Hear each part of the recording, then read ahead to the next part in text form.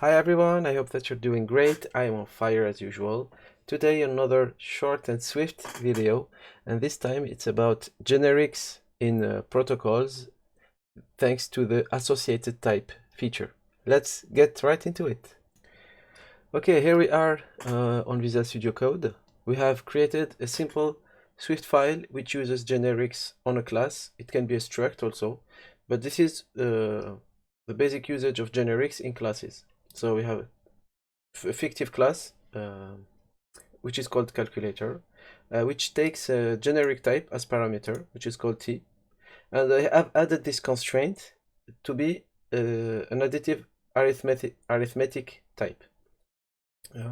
It allows to have a type that supports the plus operator, just for this example.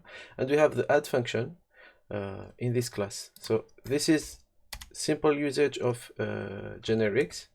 Let's see an example right now.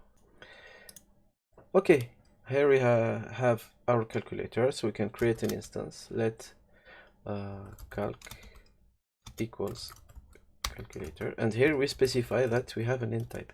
So int implements additive arithmetic, so it's correct to write this, and we print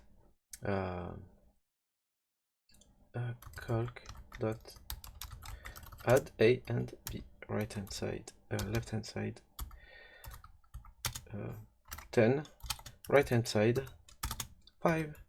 So this is what we know about generics with classes. Really simple, really easy. Generic type, and we specify it when we create an instance. Now, how to do this with protocols?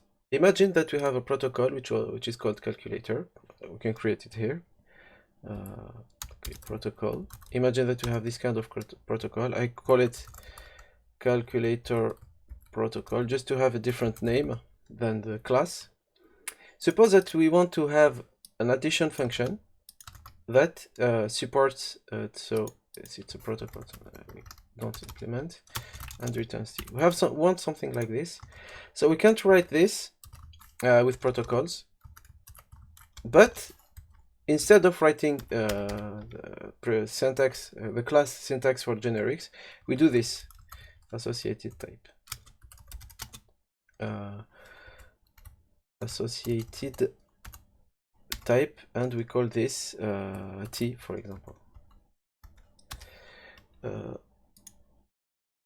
And it's a single word. So it's like this, it's in blue, it's okay. Now, so since it's a protocol, we can't implement it, but we can create a class that conforms to the protocol. Let's do it right now. So just for change, we create a struct. We could have created a class. I call it int calculator, and here we don't specify any generic type. You will see how the associated type will be deduced or inferred.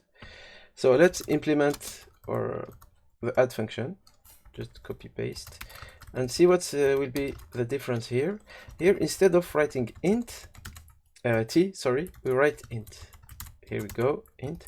And thanks to this, the Swift compiler will automatically infer that t is an int, so the associated type for the int calculator, or the generic type t, is an int.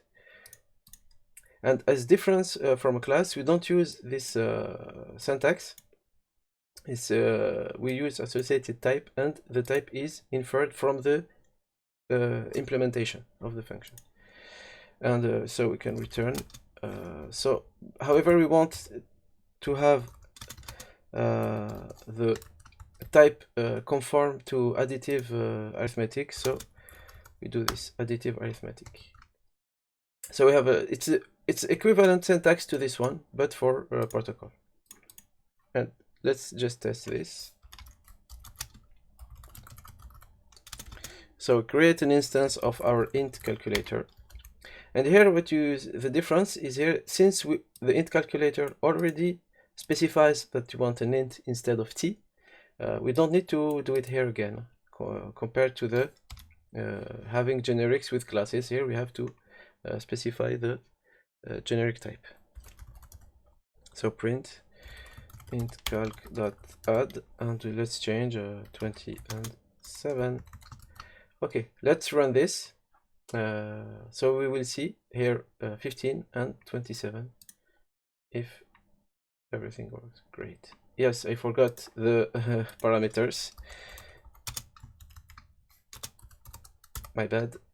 And let's run it, and it compiles and works just fine, as you see.